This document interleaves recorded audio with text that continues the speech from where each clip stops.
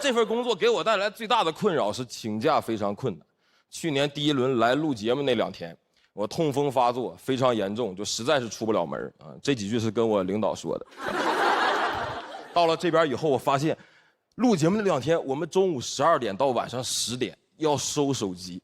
我那天晚上10点一出来的时候，我满屏幕好几十条，我领导远程找我干活，质问我为什么这个失联的消息，我真是百口莫辩，我压力爆大，我想跟他胡说八道。我说不好意思，领导，我其实下午不好意思，是不小心死了，我跳出还行，被复活了。因为我又痛风请的假，我真没什么办法。我最后憋出来一句，我下午痛晕过去了。我说领导，你有什么事儿啊？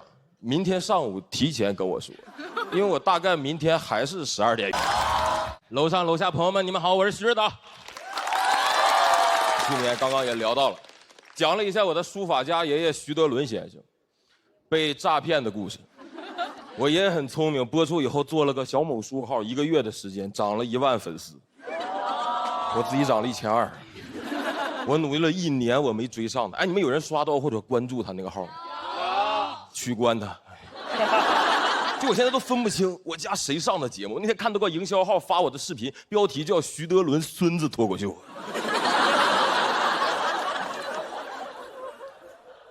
各位，我要早知道徐德伦这3个字去年传播比我快这么多，我真后悔了。我去年在这个舞台我就应该说大家好，我叫徐德伦。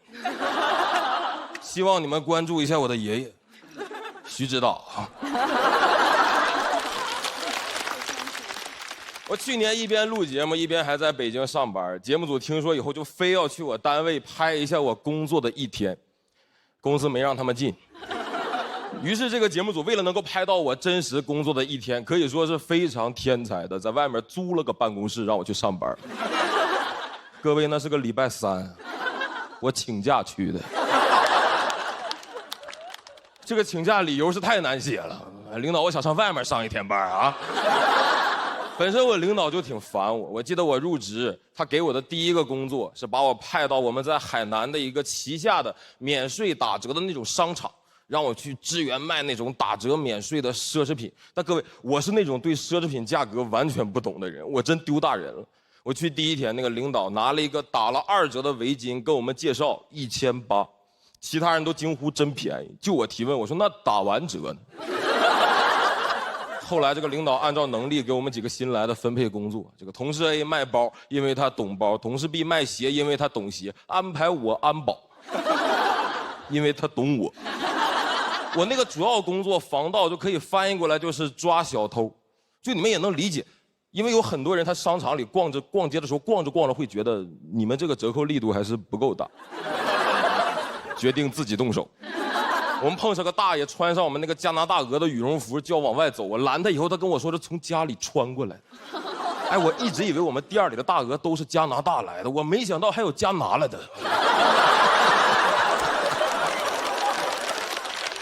但我愿意相信有的顾客就是会穿着羽绒服来逛街，毕竟那天的海南38度，就他下半身还穿着短裤呢。一个上半身穿着像在南极的人，下半身居然就一条南极人呢。那个长宽羽绒服一穿，我都看不见他短裤了。我说太潮流了，大爷，下身失踪。只见他旁边那个羽绒服模特，上身失踪。你感觉谁用鼠标把衣服挪大爷身上了？换装游戏，奇迹大爷。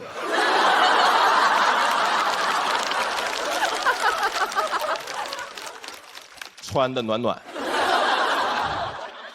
大爷第2天卷土重来，那是更加凶猛，从帽子到鞋全是我们店里。就他往外一走，我以为哪个模特活了，而且我觉得他直接扒模特身上，这个偷东西方式也太可怕了。你说我哪天要是站在那个店门口站岗，我要是一动不动，过了一会儿安保服给我穿走了啊！每天过来扒2件衣服，大爷，我天天就得防他扒衣服。我那阵那个工作干得跟个阿凡提一样，我天天就研究怎么智斗这个八一老爷。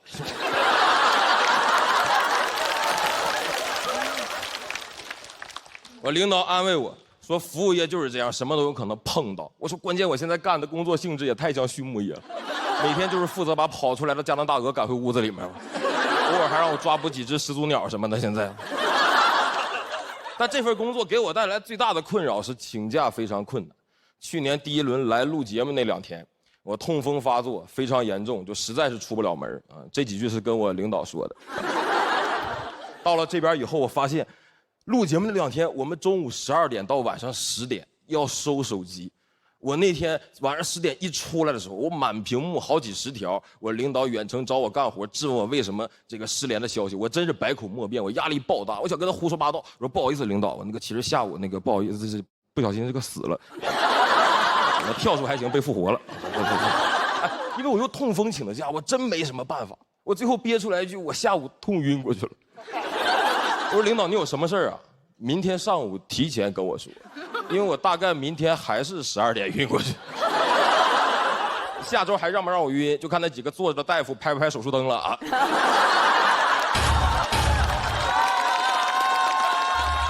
妙手回春，妙手回春。但我说实话，我去年就是用的那种合法合规的年假来的。我不大理解为什么有的领导你用这种合法合规的年假，他会拼命的刨根问底问你的理由。我说家里有点私事，什么私事？出去旅游，去哪旅游？我说陕西，陕西有什么可玩的？我说陕西有秦始皇陵啊，我得去看看那些不让手下休息的暴君是怎么死的。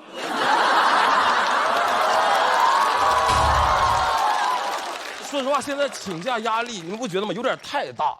我身边有一个朋友，大概过2个月想参加个婚礼，请1天年假，那真是提前快半年就跟我们几个关系好的去研究，在什么时机用什么话术给领导送什么东西，领导才能答应他。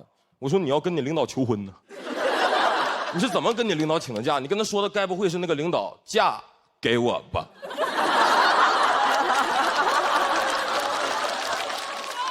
领导但凡一犹豫，我们在边上帮着起哄，嫁给他，嫁给他，嫁给他。以后我请假，你们几个都来啊！我说，那你以后没病也能请下来病假了，毕竟嫁给你是无论健康或疾病嘛。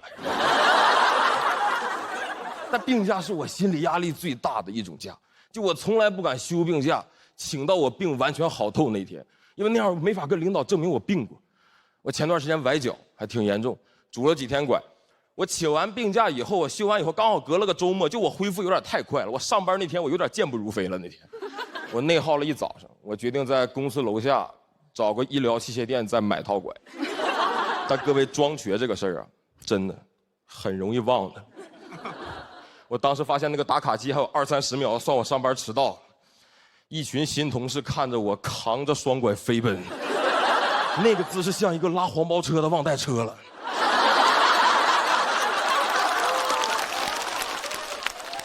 关键他们看着我打完卡立刻就瘸了，这还不是那天最尴尬的。我领导找我交接我不在这几天的工作内容，各位我真不知道我怎么做到的，我真不知道我怎么做到的，我给拐落领导办公室里。怎么回去拿呀？我不能现在回去，不好意思，领导，我这个爬了好几步啊，过来啊，聊的时间有点长，好了，好吧。我现在那个拐还在领导办公室里，没什么机会拿了。因为这次来上海之前离职了，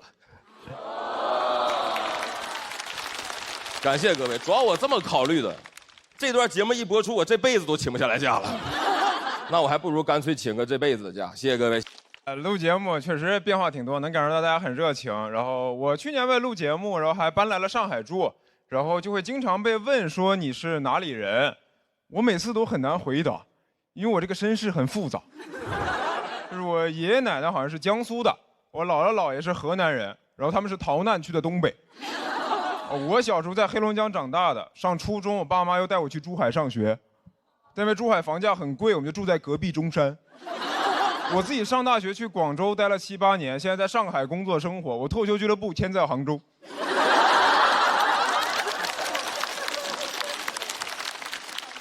感觉我这辈子就在流浪。别人问我说你哪里人，我说我吉普赛人。然后我爸妈当时刚去珠海，就是开了一家东北饺子馆，生意贼差。因为他们为了省钱，开在了一个偏僻的巷子里面，完全没人。我妈说没事儿，这附近有一家中学，等开学了肯定很多学生来吃。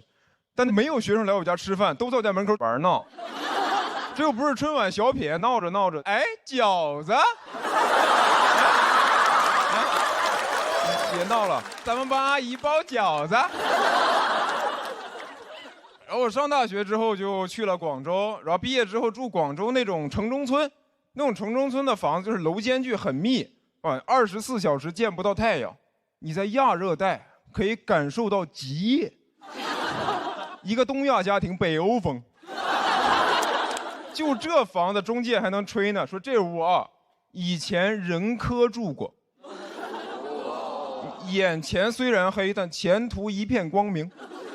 推门进去那是个群租房，我说这怎么人科走了，里面还有5条人呀？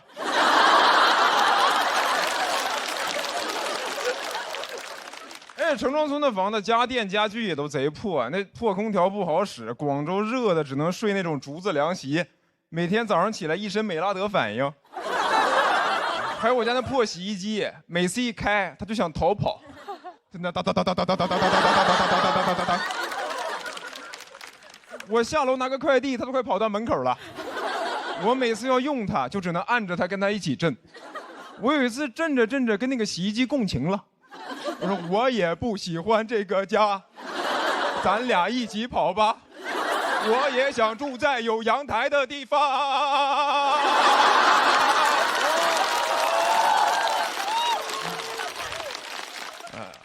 然后，而且你租房，你就算住得好，也没有什么安全感。我这有个房子，应该住了2年多，然后我房东是一个河北大哥，他突然跟我说，他要把这个房子卖了，要回石家庄养老。我说那我咋办？他说那你要买吗？我说那我能小刀你一下吗？那段时间临时找房就贼难受，也没啥办法，每天发泄情绪。只能靠听那种很燥的摇滚乐，杀死那个石家庄人。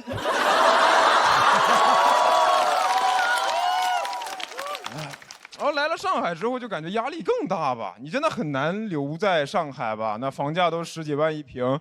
我第一次看到上海房价，我都觉得这房子是用现金盖的吗？就人都钢筋混凝土，上海用美金人民币，就拿一沓一沓的现金砌墙，刷墙直接用黄金。墙一掉皮就给房东打电话说：“哎，这美元跟黄金怎么脱钩了呢？这人民币怎么一直往下掉啊？”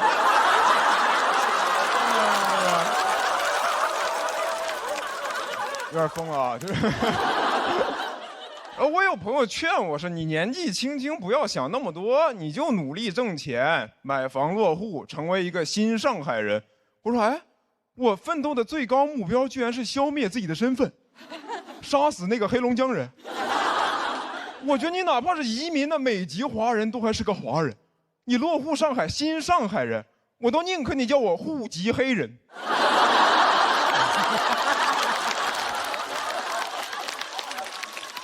而且我发现你这个身份地方其实都可以换，但你这个胃没法换。就是我在上海最难受的时候，我最想吃的就还是东北菜。但我是以上海的物价吃东北菜，我图个啥呢？你在东北10块钱3个菜，在上海30块钱吃一韭菜盒子。我发给我妈，我妈说：“儿子，这是用啥韭菜包的呀？”我说：“用我包的。”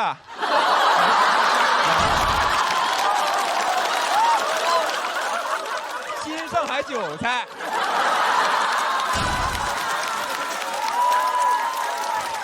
然后我改这篇稿的时候，他们还问我说：“于翔宇，你这篇是不是想表达一种诗意的乡愁？”我说：“啥乡愁呀？我要愁的事儿多了去了。你说户口、搬家、预制菜，乡愁是一种非常奢侈的情感。我现在看什么‘举头望明月，低头思故乡’，我说李白，你有阳台？”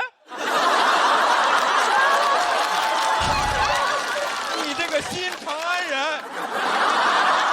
我之前做过编剧，现在无业，然后不是很想上班，因为感觉上班太累了，每天醒了就工作，困了就喝咖啡工作，总是要往身体里加一些液体来让自己保持续航。有时候感觉我也不是年轻人，我是个汽车人，对吧？现在年轻人动不动，对吧？现在年轻人休息也不叫休息，对吧？叫充电。新能源汽车人。难怪现在年轻人动不动就燃起来了。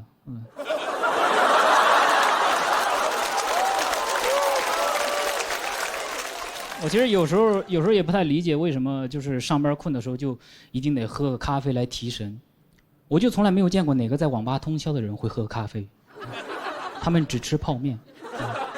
打游戏只会让人饿，不会让人困，说明游戏本来就提神。所以我们上班困的时候不应该喝咖啡，应该打游戏。其实不想上班还有另外一个原因就是害怕。最近几年听说过很多那种加班猝死的新闻，所以现在很多那种大公司都会开始配备那种 AED 的急救装置啊，如果发生了猝死，就能够及时的抢救回来。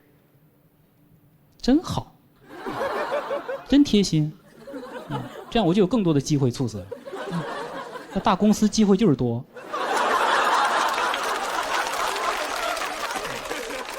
就让你猝的没有后顾之忧，对吧？想猝就能猝，猝完还能猝，对吧？这个措施可太奇怪了，就是他们想的办法不是怎么才能不猝死，而是猝死了怎么办？对吧？他们面对猝死的态度不是不要，而是别怕。把加班猝死，不解决加班，解决猝死。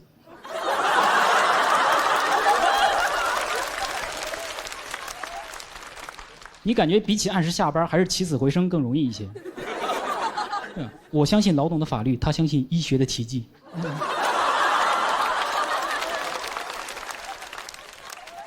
如果我入职这家公司，我看见了 AED， 那我就知道这个班是加定了，对吧？它不但不会减少，还会增加。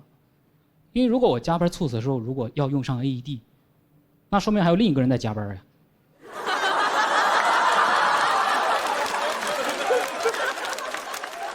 一个 AED 就赠送2个加班额度，猝死促销。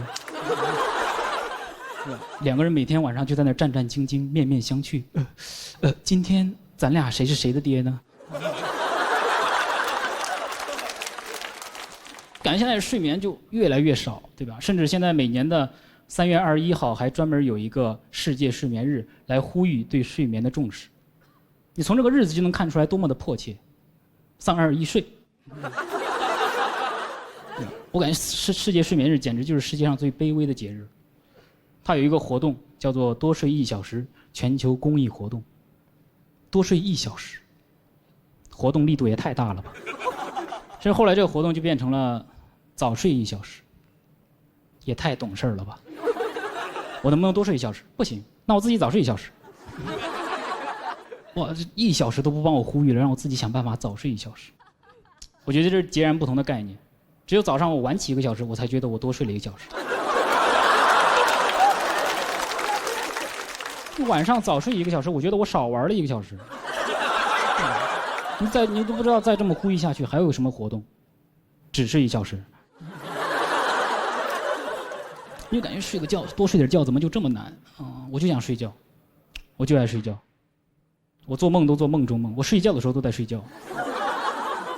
但是结果网上说，睡觉睡太多了，可能是嗜睡症，说我有病啊。我说这也能是一种病？那我能不能请病假呀？为什么没来？身体不舒服，困了，想挂号去酒店看看。对，这就是现在的评价体系啊！你每天睡得多，你有嗜睡症；你每天吃得多，你有暴食症；你每天动得多，你有多动症；你每天工作多，你有上进心。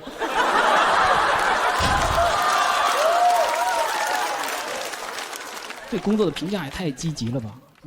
对你提到学习和工作，都是那种正面的词汇啊，都充满了赞美之情，什么废寝忘食、孜孜不倦，我天道酬勤。你一提到休息，好吃懒做，游手好闲，为我50。你感觉从小学的那些知识也没有什么鼓励休息的，对吧？它只有孙权劝学，没有孙权劝教。什么士别3日当刮目相看，你没睡醒当然要刮目相看了。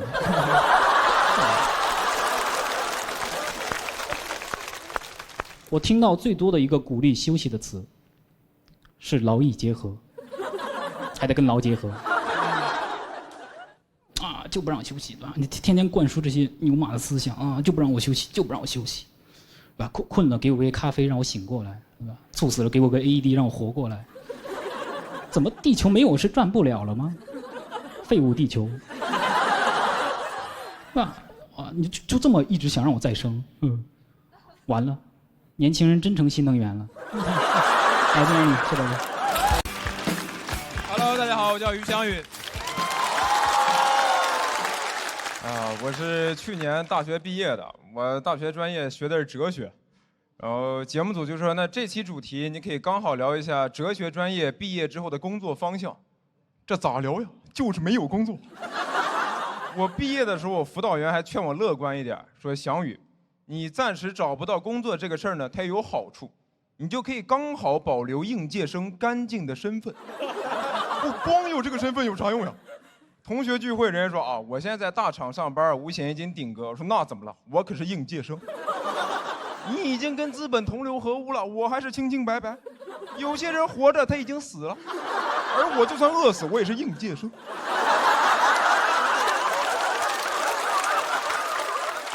我墓志铭上就写于翔宇，他的一生是应届的一生，没给资本出过一分力。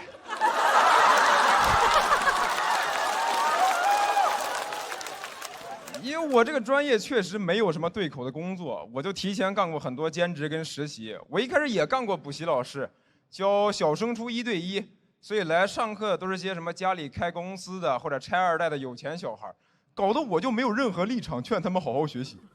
小时候我老师跟我说的是咱好好学习，考好大学，找好工作，过好的生活。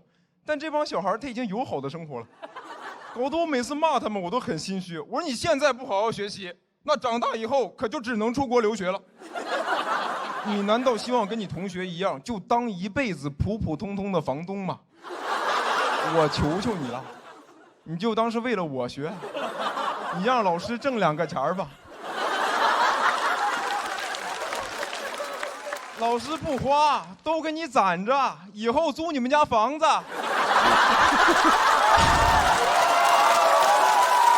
后来补习老师这条赛道就没了嘛。然后又去了一个互联网大厂实习，那种大厂嘛，就是经常干到1、2点，也没有加班费。我说领导这么干我实在受不了了。领导说这怎么了？这很正常啊。翔宇，你学哲学的呀，存在即合理啊。当时给我哲学世界干崩塌了。我学这么多年，从来没有想到过一件事的存在，它都不合法，但就合理啊。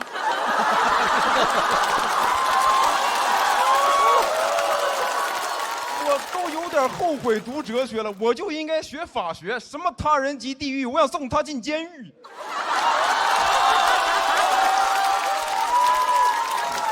哎呦，但是我也就是嘴上说说啊，就是完全没活干的时候又会着急上火，还好有京东念慈庵鸡热清帮我降火，6大天然草本成分，像应届生一样干净。因为我毕业的时候真的是一个 offer 都没拿到。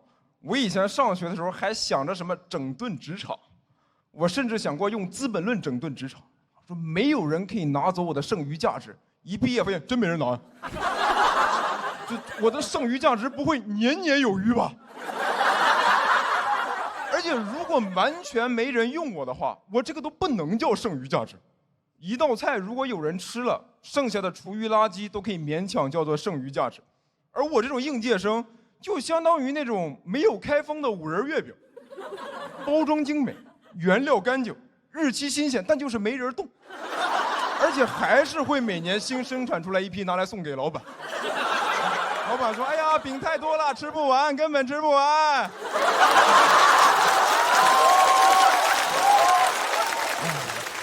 现在真的是想卖点力气都难。我不知道你们看到没有，今年还有很多公司直接撕应届生 offer， 就是春招秋招给应届生发了 offer， 临入职了毁约，说这个岗位没有了，你去找别的活吧。我就这么纯耽误人嘛？你这个点让人上哪儿找活去？我觉得这个事儿的恶心程度就相当于，比如说今年年初，爱奇艺就定了我可以来录节目，快开录了跟我说啊，我们这边选手已经满了。我说那我咋办？我为了来这儿，我把别的活都推了，我连春招我都没去。你说现在让我干啥呀？你干点啥不都可以吗？你年纪轻轻的一身力气，要不你就去种地吧，少年。快走吧，快走吧，错过了春招，别再错过秋收了。这事儿给那帮大学生都逼疯了，突然没活干了，也找不到工作，都开始在评论区找工作。就哪个私 offer 的帖子最火，就在下面留言，说求捞，墩墩，走过路过的好心人，有工作踢踢我。还有个 HR 在下面找补，说这个公司虽然撕了你们的 offer， 但至少给你们保留了应届生的身份。哎呦，您可真是个大善人，我可得感谢你，只是玩弄了我的感情，没有真的玷污我啊。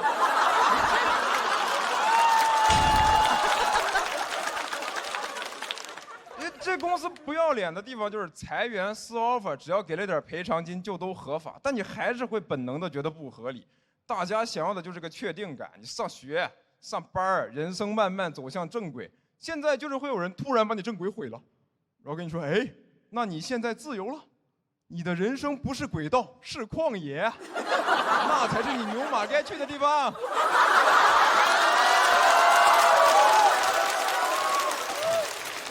我就看着那帮同学蹲在那儿找工作呀，我都想说，要不实在不行就都来干脱口秀吧。我们这边今年2家大厂都在扩招，既然在哪儿都被当作笑话，那咱至少可以 stand up。谢谢你们，我叫于江宇。大家好，我叫翟佳宁，大家好。哎，谢谢，真的，人生中第一次来到这么大舞台，老翟家祖坟冒青烟了，真的。真的，我给各位讲讲我之前从事脱口秀之前的入社会的第一份工作。我刚步入社会第一份工作是一个环保工程师，朋友们，不是扫大街那种。环保工程师主要负责什么呢？主要负责就把咱们人类在城市里产生这个垃圾呀、粪便呐、剩饭剩菜，送到咱们人类永远看不见的地方。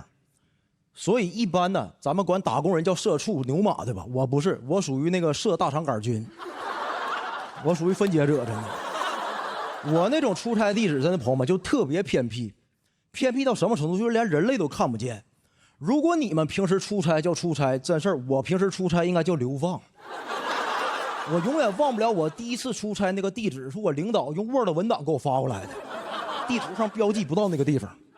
他说：“翟，你这第一次出差，咱先去这个江苏省徐州市沛县安国镇朱王庄村口向西走3.5公里。”找到一个加油站，再向苞米地方向走2.5公里，遇见联络人徐工，使劲询问。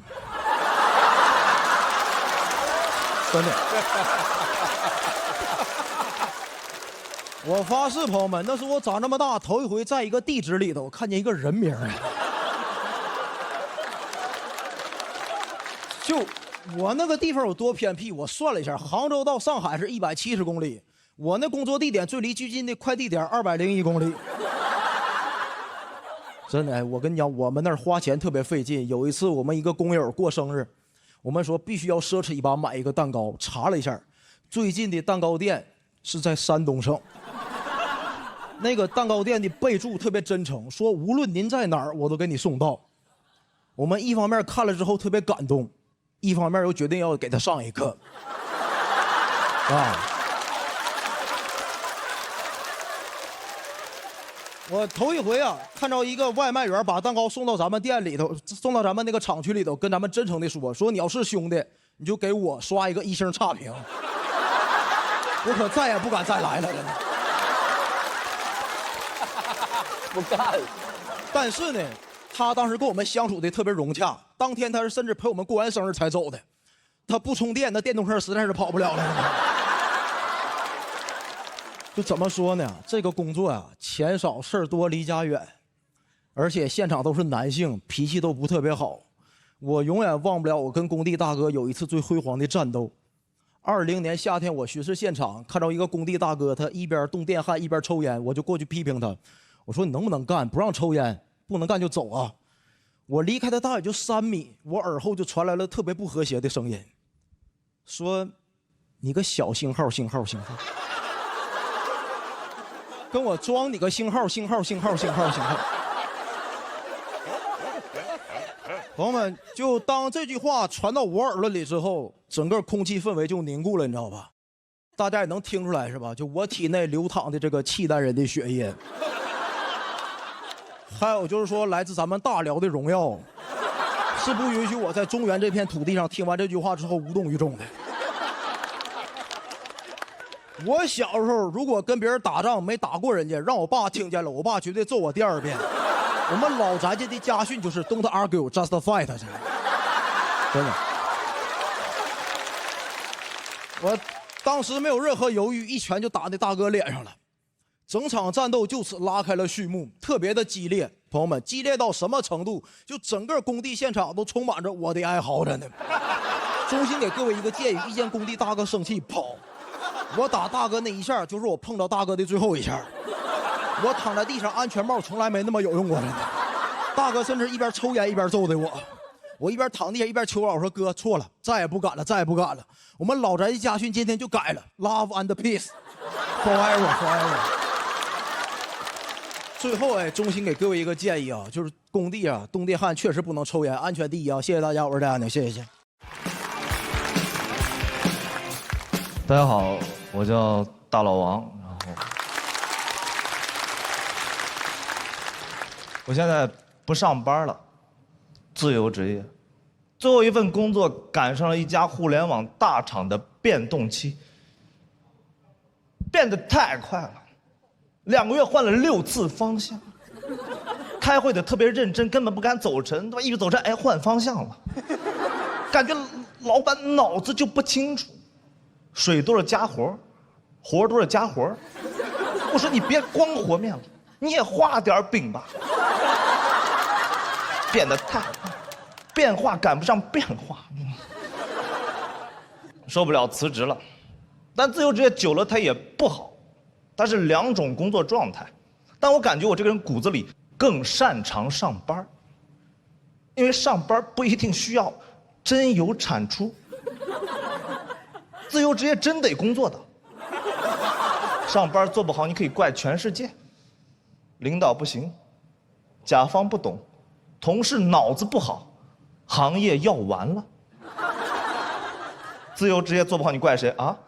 咖啡不行，外卖不好，电脑脑子不好，行业要完了，怪不了任何人。不上班的咖啡也不好喝，咖啡就得配糟心事儿，配一场百无聊赖的会议，清爽；配一场扎扎实实的背锅，厚重。在一个没有任何意义加班的深夜，盯着公司的使命、愿景、价值观，苦。有个逻辑叫咖啡不耐受，我不太相信。咖啡不耐受，我认为就是老板给你上的强度不够。咖啡不耐受逻辑是喝完咖啡肠道蠕动会加速，会上厕所，所以喝5分钟咖啡，半小时厕所。这不是咖啡给你的福报吗？5分钟咖啡，半小时带薪年假，眼睛一闭倒3亚。自由职业的工作不是很多，但是反而会很空虚，很没安全感，所以我在我家里面专门弄了一个工位。每天早晨穿戴整齐坐在工位面前，打开电脑准备开始一天工作，发现没工作。我自己给自己写文档，然后艾特我自己，给自己定了 KPI， 还给自己写周报。我专门下载了个钉钉，一个好友都没有，就那么挂着，挂1天。上个月记了3次忘打卡。我跟我怪自己，我说大王下个月可不能这样了，差点把自己优化了。我很感谢刚才这一位朋友鼓掌，这就是喜剧的意义。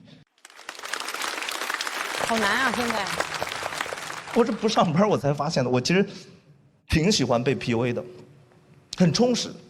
这生活中很少的机会能遇到那种一个貌似身价1000万的人，愿意想尽办法骗一个住在隔断人的机会。以前总觉得老板控制我，现在发现这才是我想要的。他怎么不跟别人说这些呢？他肯定是为我好啊。穷，我还年轻，累，应该的。痛是因为我在成长。自由职业完全不行，你只能自己 PUA 自己，你不能又当驴又当胡萝卜。某种意义上，现在也算创业是吧？又当老板又当员工。老板每天给员工安排工作，说大老王今天写的段子要求不高，大概达到乔布斯做手机的影响力就够了。员工起床，我吗？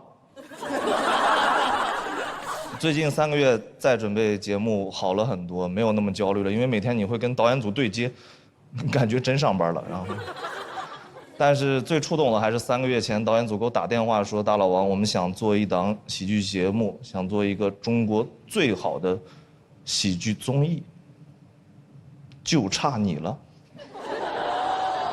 我说我，就到这吧，谢谢大家。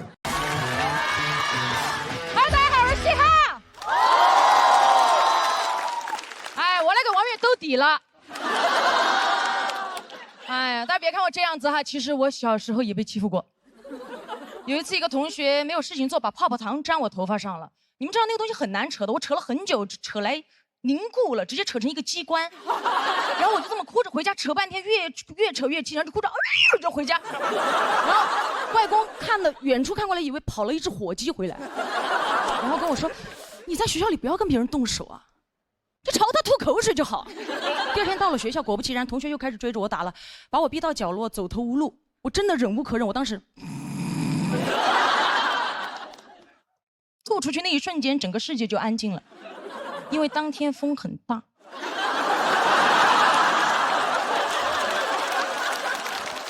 因为我的外公忘了告诉我，口水要顺风吐，2秒前的口水正中眉心。我的外公一生打过很多仗，抗美援朝、解放战争，然后从小就跟我说了，打，给老子打，仗来了就要打。这句话真的影响我很多，但那次发现口水仗不好打。我第二天到了教室，拉开书包，发现里面多了一根擀面杖。当天刚好是学校组织的春游，外公也刚好给我做了我最喜欢吃的馒头，跟那个擀面杖放一起。到了目的地，我刚拿出馒头，一个同学拿着他的薯片过来嘲笑我吃馒头土，一把把馒头给我打掉。老子拿出擀面杖，一把揪起他的薯片，擀得稀烂。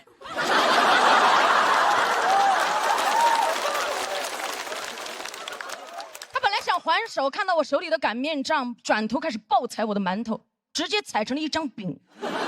就在这个时候，老师看见了，一把拉开，他说：“你怎么可以糟蹋粮食了？快捡起来吃了。”他说是嘻哈的，我说不是我的，我说薯片在嘴里啊。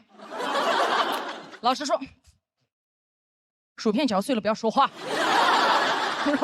晚上回家，外婆端出馒头，一脸疑惑说：“你先吃吧，本来说好今天吃饺子的，擀面杖不知道哪儿去了。”我看向外公，外公。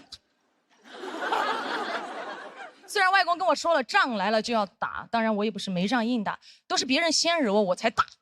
整个学生时代，我的头发被剪过，吊带被扯过，馒头被打过，钱也被抢过。当然这些事情我知道也不止我一个人经历过，但那些欺负我的人后来也不好过。怎么说呢？老子的擀面杖，仗功赫赫。真的，后来他们都知道仗来了就要跑。后来上班成熟了很多，直到遇到公司一个出了名的爱刁难人的前辈。他最奇葩的一点就是有非常变态的控制欲。他在飞机上，只要他没吃工作餐，我们所有乘务员都不准吃。恶霸！我不行的，我是必须按时吃饭的。当天飞机上工作完了，我就开始吃。他过来说：“你怎么吃上了？”我说：“一起吃啊。”他说：“我不吃，我不饿。”然后阴阳怪气的跟我说：“你吃吧。”你把我那份也吃了，我说我吃的就是你这份。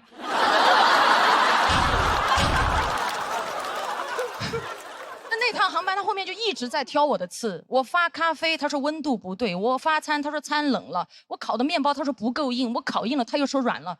我当时拳头都硬了，我盯着他说：“旅客觉得很好，很满意。”他一把拉过我，恶狠狠地说：“我说什么就是什么。”我说什么？翻了个白眼，指着我说：“你的平底鞋是公司发的吗？谁允许你穿的？”我说：“我自己。”他说：“你懂规则还是我懂规则？像你这种乘务员，你知不知道我可以处理你？我甚至可以让你不穿鞋飞。”我心想他好矛盾，又给我不穿鞋，又要给我穿小鞋。那到底什么规则？穿搭要显贵，上半身基础，下半身就不基础。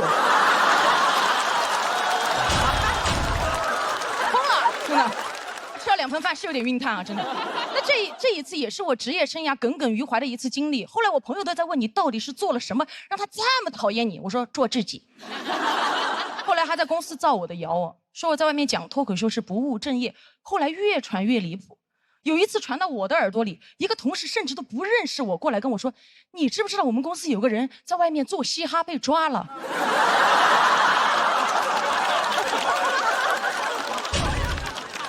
我说这不在这儿呢吗？这不，我说不可能吧？他说怎么不可能？我亲眼看着他被抓进去的，说他利用空姐身份在外非法牟利。我说牟什么利啊？他该不会把飞机餐拿下去卖吧？同事说飞机餐谁吃啊？我听说他把飞机座椅拆下去卖了。我都不知道这种谣言怎么传出来的，还有人信。我拆飞机座椅下来卖，谁买？卖给高铁。而且说实在的，我被谣言真的困扰了很久，也被针对了很久。好在前段时间辞职了，挺爽的。10年了。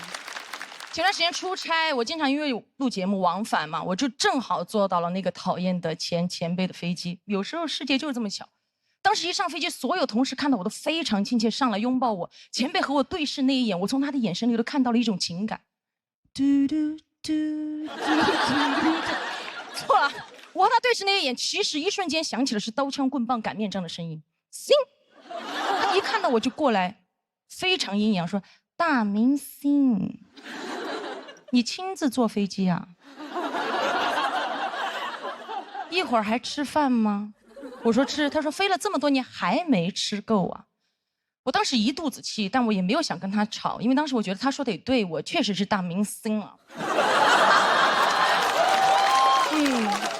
起飞之后没过多久，我旁边的旅客按呼唤铃叫他过去，说饭冷了，口感不好要投诉。我的前辈过来说不会吧，我在旁边说不会吧。那个旅客对我前辈说：“不信你自己吃一口。”我一把挡在前辈面前，对旅客说：“他不吃饭的，在飞机上，我帮他吃吧。”就在这个时候，旅客指着他说：“像你这种乘务员，你知不知道我今天可以投诉你？”在那一瞬间，我突然在前辈身上看到当年我的影子。我不想为难他，真的替他吃了一口，说还好，但我也不想放过他，说还好没吃到下面，下面更凉，你端回去重新再给他热一下吧。他这个前辈真的没有想到，当初他为难我的口水，在高空飞了这么多年，还能在万里高空击中他的眉心。前段时间看新闻啊，网上看到很多航空公司开始实行女乘务员可以自行选择着装了。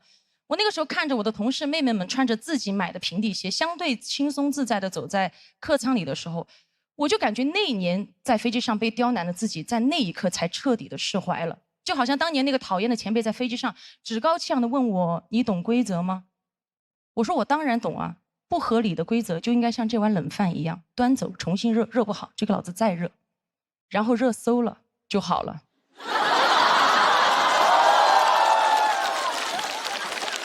他当年为难我的时候，一定想不到我不仅懂规则，有一天我真的还能改变规则。但有一条规则我尝试过改过，但真的改不了，就是口水要顺风吐。进来人起来！嗨，朋友们，很开心跟大家演出。这确实很吸引注意力呢。上个赛段比赛的时候给手摔断了，现在是黑灯和小佳的竞品。我就是这一期的新残疾人，算是喜榜残疾人。哎呦，说实话，真想讲老弱病残的段子，想讲地狱笑话啊！我有这个资格。我在20岁那年就得了糖尿病。我知道你们是因为听感上更像是刘仁成的段子。20岁，在我们的教育观念里算小孩，小孩就是得不了任何病。我小的时候是没办法和长辈说难受的，但凡说难受，就以你是小孩的名义来否决你。他们甚至会剥夺你身上的器官。从来没办法和长辈说腰疼。小孩没有腰啊，一出生给你卖到缅北了。我们东北更严重，逞强教育，流感出门没有人戴口罩，脸上挂个小孩出门了，得不了任何病。但是这是肯定是玩笑，身边的朋友开那个玩笑才是真的恶心，把你当绝症，不让你吃糖，不让你吃水果，不让你吃巧克力，非说你是狗。上网搜糖尿病患者能不能用水果手机，家人才是真的关心。我老80了，知道我得糖尿病，心疼坏了，每天以泪洗面。哎呀妈呀，大孙子咋整啊？得糖尿病了，妈老还没得你就得了，咋整啊？哎呀，要不吃点黄桃罐头呢？一型糖尿病发的太严重了，一发病就进 ICU， 特别突然，和这个段子转折一样突然。ICU， 我确实是安全下车，往那一躺，真的身上哪儿都插着管，呼吸都有管帮你。我往那一躺，我都想发现小众宝藏打卡地，还什么家人们谁懂啊？我懂。ICU。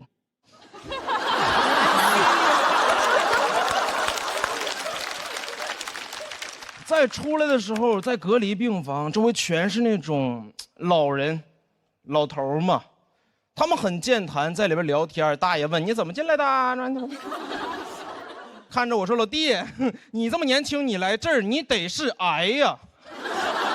我说大爷你别闹，我糖尿病。他说你别闹，这屋里谁没有糖尿病？当时才意识到，糖尿病只是见他们的门槛。之后就一直以为自己可以像是一个正常人一样，每天打胰岛素活着。但直到去年，大学毕业找工作，考了老家一个社区，被拒绝了。那个手册一翻开，写的是有犯罪记录不行，大面积纹身不行，糖尿病等慢性病不行。没有想到这个门槛面前，我和杀人犯一个级别。没有想到为什么我明明慢性病，我又不是那种病。我没有办法伤害别人，我伤害别人，我小糖尿病怎么影响我在那个岗位上端茶倒水吗？主任喝茶，我说你先别着急，我亲自倒。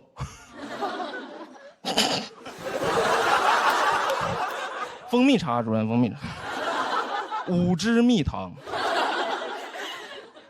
这个找工作过程中，连这种岗位都在拒绝我们。中国有1.4亿糖尿病人，我说那他们到底在干什么呀？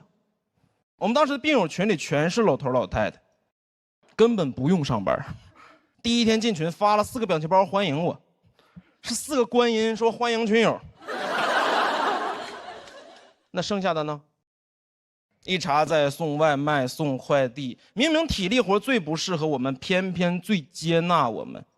不是说我们适合，而是因为这些职业不歧视任何人，哪怕他们就叫歧视。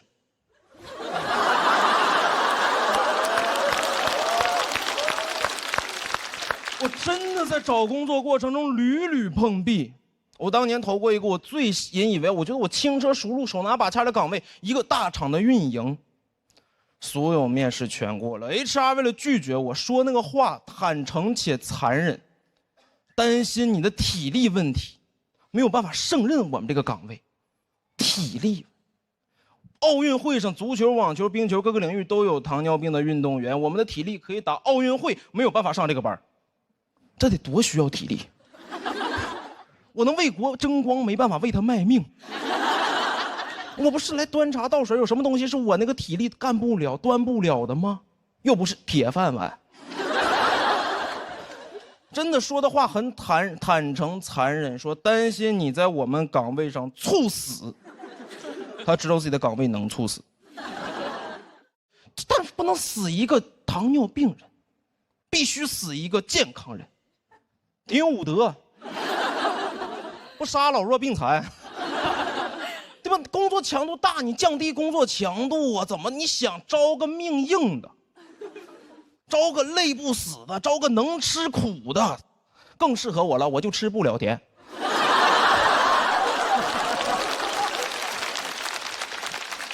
运运营干不了，我们有什么干不了的？英国2任首相都是糖尿病，不跟你们抢这个冠军了，我要当英国首相，已经疯了。怪不得首相住的街道叫唐宁街，那地方我也能住。英国注定是属于唐人的。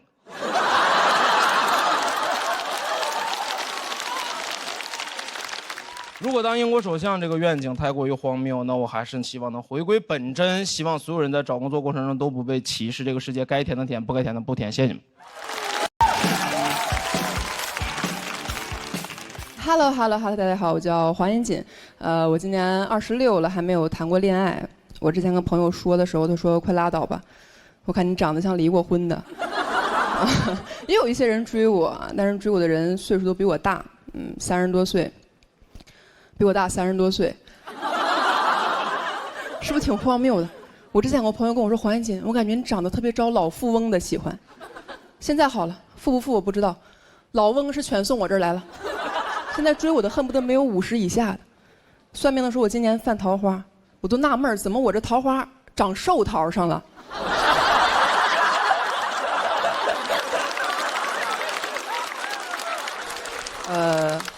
最近有一个男生应该是对我有意思啊，比较年轻，52，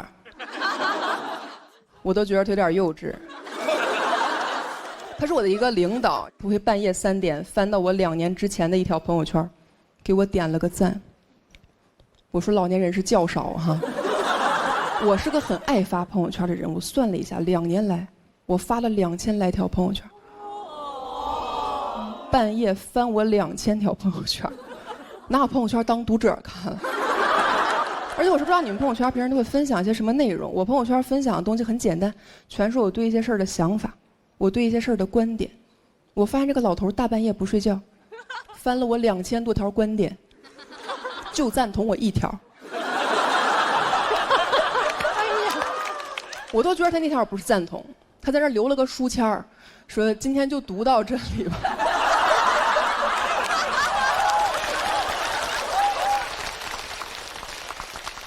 你没有办法，你那会儿刚认识，低头不见抬头见，他总给我点，我也不好意思完全不理他，所以说刷到他的我也会给他点一点。问题是，他给我点的全是我2年之前的朋友圈，没人发现，我给他点的都是他最近的朋友圈。现在所有同事都在传我要追他，在他朋友圈里面只有一种赞我是不怎么敢点的，他会分享他自己的健身视频，还会喊我一起健身。他喊我的时候，我在想，我说和你健身，哪个公园哪棵树啊？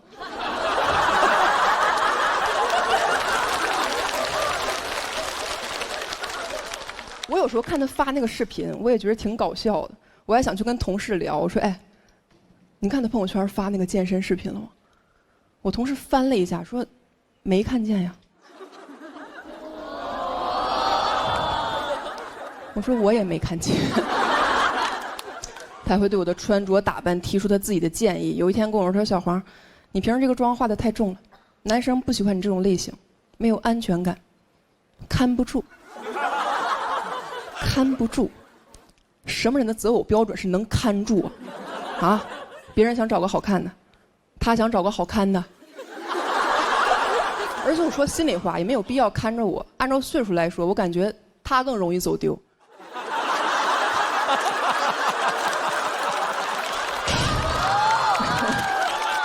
这个人好像一直觉得自己在跟我搞暧昧，他有点太笃定了，他笃定到我都开始怀疑自己了。我说会不会其实我喜欢他，就是我没发现，他发现了。过了几天给我发来这么一条消息，他说：“黄妍锦，你喜欢什么类型的男生？”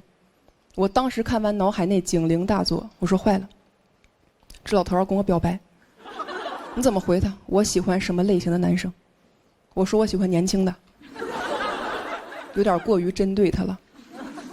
我说我喜欢长得帅的，他这种人又很难认为自己不帅。你很难找一个切入点。我真的绞尽脑汁另辟蹊径回了他一句，我说你是要给我介绍对象吗？哈哈哈。不要小看这个哈哈哈，很有巧思。多一个哈，4个哈呢，显得有点热情了。少一个哈哈哈，又过于嘲讽。哈哈哈，就可以维持一种微妙的距离感。你是要给我介绍对象吗？哈哈哈。我真的觉得这个是我能想到的最智慧的、最委婉的拒绝了。大爷回我说：“我想把自己介绍给你。”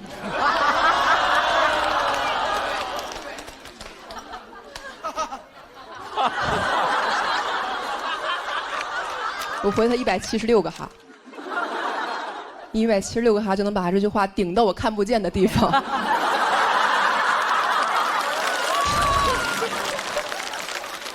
就是我发现他这种人不懂一个很简单的道理，叫做面斥不雅。就是你作为一个文明的现代人，很多话其实不需要我当面骂你就应该明白，对吧？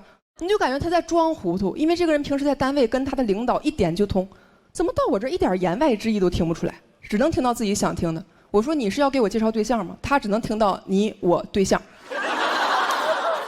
我后来真的是累了，我都开始希望他能正儿八经跟我表白，真的，我特别希望他能好好的跟我说我喜欢你，这样我就可以好好的跟他说滚。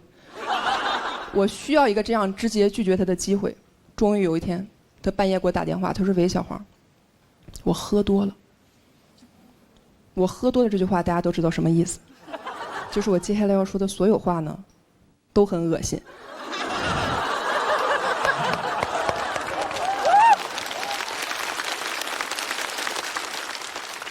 他说喝多了，我就喝多了跟你说啊，我觉得你长得挺好看的，以后我老婆要是能长成你这样，我说你看不住。讲到这儿吧，现在。大家好，我叫门敲，哎，大家好。哇，刚刚有点温情，我都不知道怎么讲，因为我接下来就是把家里人吐槽个遍。然后，朋友们想要疯癫很简单，多跟长辈相处就行。真的，我发现跟长辈沟通太难了，我无法跟他们解释我的职业。我说我是 HR， 所以知道员工的工资，他们理解为我知道所有人的工资。在他们眼里，我有超能力。我只要看这个人一眼，这个人头上就会冒出他的工资数字，你知道吗？所以过年的时候从来没有人问我赚多少，都是通过我打听别人赚多少钱。就过年的时候，我爸会说：“哎，帮我看一下，你大伯退休工资高不高？”你会不知道，怕我伤心啊，蛮高的。再帮我看一眼二伯，他退休也不知道，比你大伯还高，比你大伯还高。哎，我就知道，我们家翻身就靠你了，好不好？记住，你的目标就是退休工资要超过他们。我说爸，我的目标就是活到退休。最夸张有一次就是我舅妈给我微信里面发了一张照片过来，她说：“哎，这是你妹妹发在朋友圈，说是她男朋友，帮舅妈看一眼这个人赚多少钱。”我点开照片一看，王嘉尔。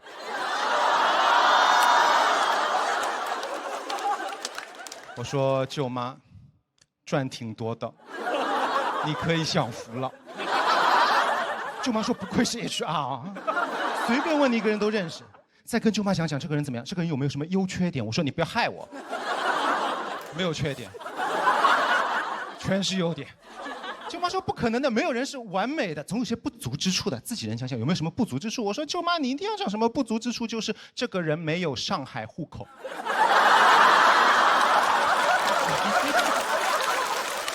舅妈说那不行，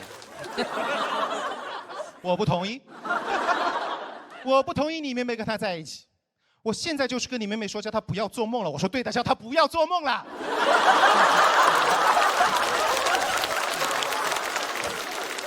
哎，所以歌里说的是常回家看看，对吧？重点就是看看，千万别老在家待着。因为常在家待着一定会发疯的。我最近就是在家太久了，我发现啊，我爸有点讨厌我。哎，可能说讨厌有点严重了，毕竟我们是中华民族，对吧？很讲究亲情的，血浓于水，对吧？我爸恨我。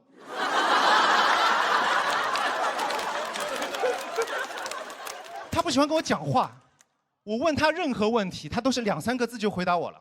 我最近在学烧菜，因为我是一个做菜新手，我做到一个特别高端的菜，我不会做了。我说爸，这个番茄炒蛋，这个番茄怎么弄？编一编。我说什么叫编一编？哎，你们做过菜可能知道，我没有做过，想中国菜还能编一编呢？番茄怎么编？从大到小编。我说爸，什么叫编一编？他说，编一编，就是编一编。这里有点丑化我爸了，对不起。他不是这么说的，他用的是上海话，逼也憋。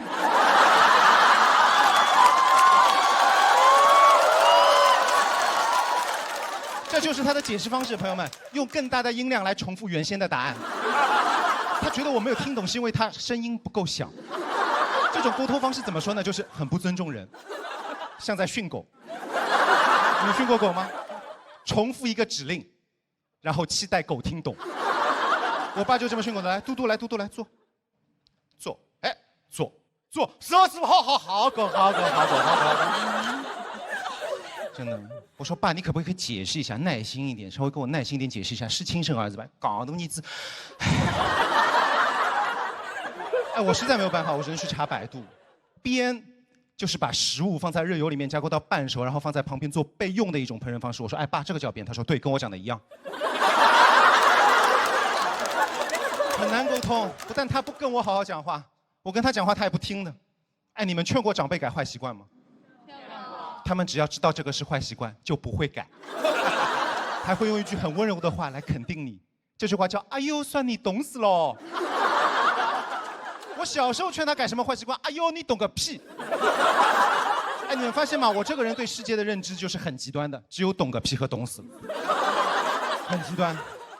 我最近劝我爸改一个坏习惯，就劝他戒烟，因为他老咳嗽，身体也不好，年纪大。我说爸，吸烟有害健康，你别吸了。他说：“哎呦，算你懂死喽。”首先，跟你爸讲话，爹味不要这么浓。其次，你晓得不啦？你爸这个肺已经吸了40几年烟了，你不要害我。这个肺让他碰不到烟，他会坏掉的。我说我这么严重，为什么会坏掉？什么叫坏掉？坏掉？他说坏掉了就是瓦他啦。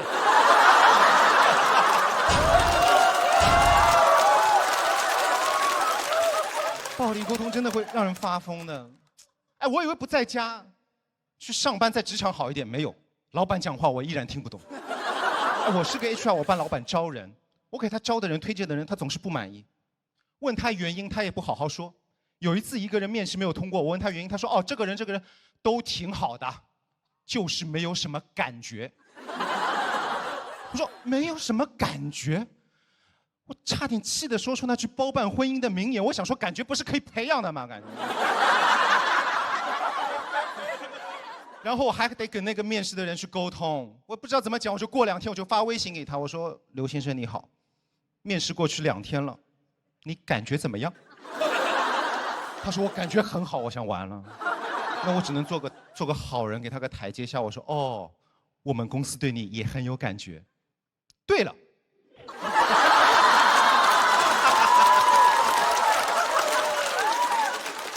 我们私底下说，你面试的时候有没有发现我们老板的能力和经验都不如你呀？他说：“哦，被你这样一说，好像你们老板是有点不懂装懂。”我说：“不懂装懂吗？你懂的呀。”朋友们，微信聊天的时候，你懂的呀，后面一定要跟着这3个表情，对方就一定会懂。就是哎，你懂的呀。刘先生就懂了，刘先生说：“哦 ，HR， 谢谢你，我们之后有机会再合作。”我说：“好的，没问题。”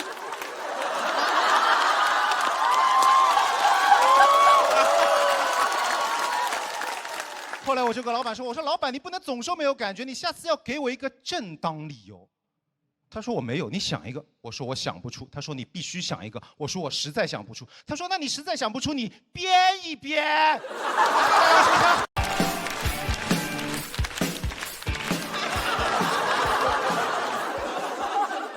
我长得比较矮，所以出门的时候会遇见一些尴尬。我上周5坐高铁，我把我的滑板放到那个行李架里，就你们知道高铁的那个行李架，它有一个这样向上的弧线，我放进去之后就拿不出来了，就我站那很尴尬，一个男的帮我拿下来了，我说谢了哈大哥，他转过来带着条红领巾。是个少先队员，特别尴尬。我出行还会遇见一种尴尬的事儿，就是我平时很容易迟到，但是我不喜欢早出门，我喜欢让司机开快点儿。我赶路赶太多，我发现在赶路的时候，如果我碰上一个男生司机，求他没有用，因为男人不享受帮男人解决问题，就我得说，我看看你能开多快。加点地域属性能够加成。说我北京来，看你们上海男人车技怎么样？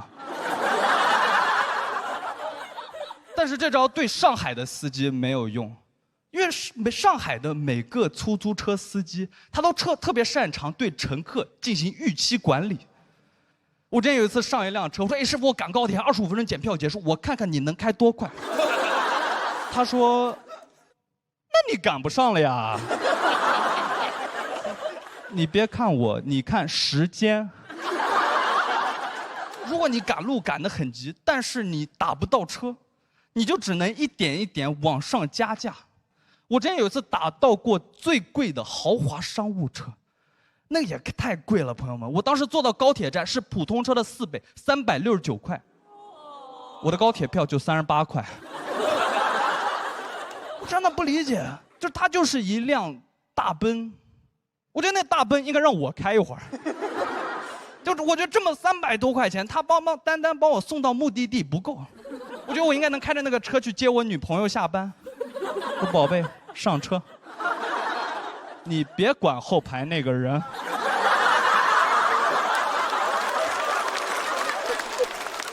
而且最关键是他还没有帮我赶上高铁，这朋友我特别不理解豪华车这种服务。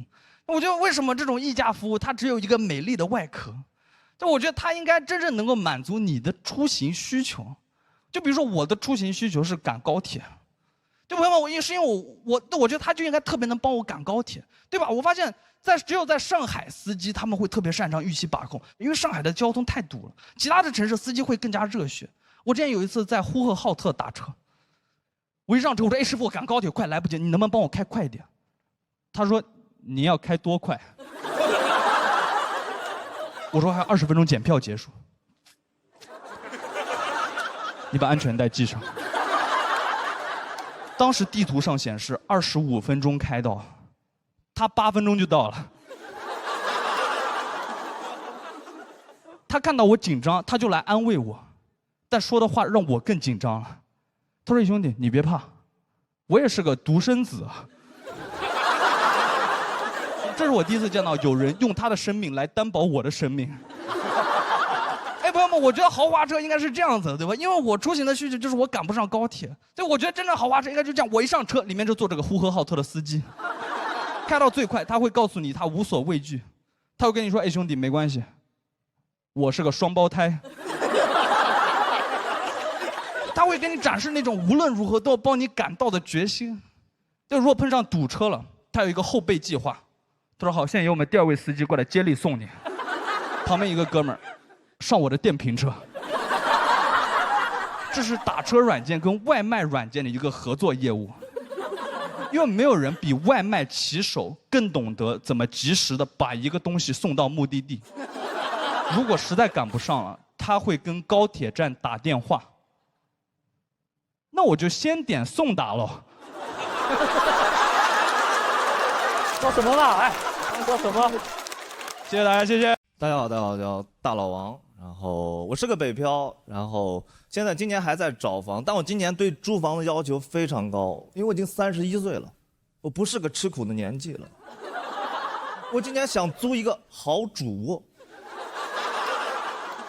那种南北通透、地铁上盖、园林景观、顶级物业的好主卧，预算3500。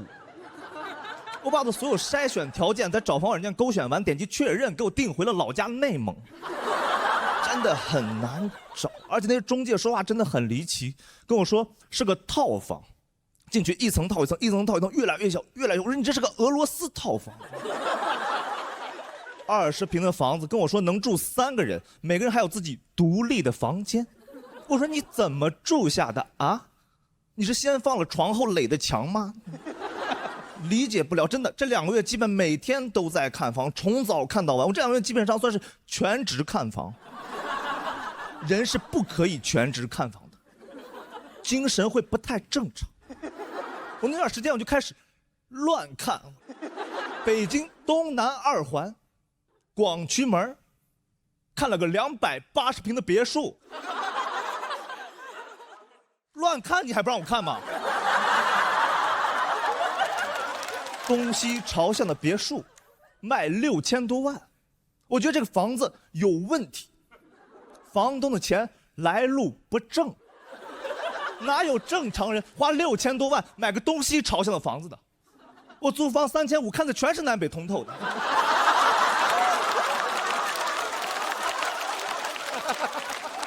正好那2周我妈退休，我妈来北京，我妈看，我妈说：“儿子，妈妈来过很多次北京，故宫、颐和园、长城，妈妈都去过。你在北京待了快10年，你带妈妈看看你眼中的新北京。”第一站，带我妈去了国贸的早高峰，下来看了个隔断，直接给我妈看崩溃了。我妈说：“儿子，你在北京3000多块钱住的地方，连窗户都没有吗？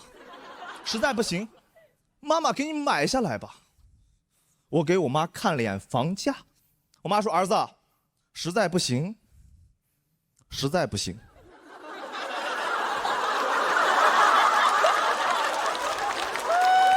你总不能天天带着妈妈看房子，真的很辛苦。所以我妈待的那周，基本上我妈就每天在家躺着，我去看房，白天看房，晚上告诉我妈找不到房子消息，白天晚上。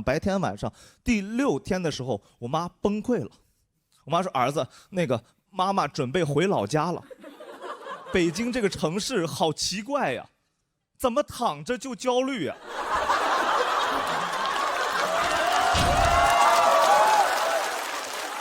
你也早点回来，这儿老家更适合咱们。你想，你回老家是可以得到大房，你表弟去年买的房子多好。我想到去年我回老家，我表弟在我老家内蒙古乌海市自己全款买了个180平的房子。180平房子太大了，我没去广渠门之前是不知道世界上有这么大的房子的。180平房子太大了，你们知道180平房子有多大吗？太大了。他家有个房间居然叫衣帽间，衣帽间，衣服有属于自己的房间，衣柜不够你睡吗？我真正崩溃的瞬间是上厕所，他有个智能马桶、感应马桶，去了不会上。我去了就不是冲水，急得我对着马桶开始打太极，边打边懊恼。我说从北京到内蒙不会冲水了，内蒙以前都不用冲水的呀。我在北京做互联网的，不会冲水，我天天跟人赋能抓手打通上下游，这上下水怎么打不通了？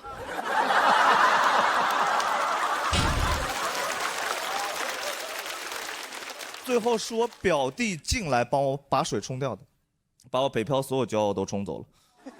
出去以后真的很悲伤，我妈很兴奋，妈说：“儿子可以回老家吧，你看老家什么都有。”我说：“妈，我好像住差的住习惯了，我离不开北京的这些生活方式，离不开这些连锁店，离不开兴什么课，卖什么劳，优什么酷。”我妈说：“啊，这些老家都有。”我专门去看了一下老家的兴什么课，还是不太一样。老家的兴什么课里面，大家真的在喝咖啡。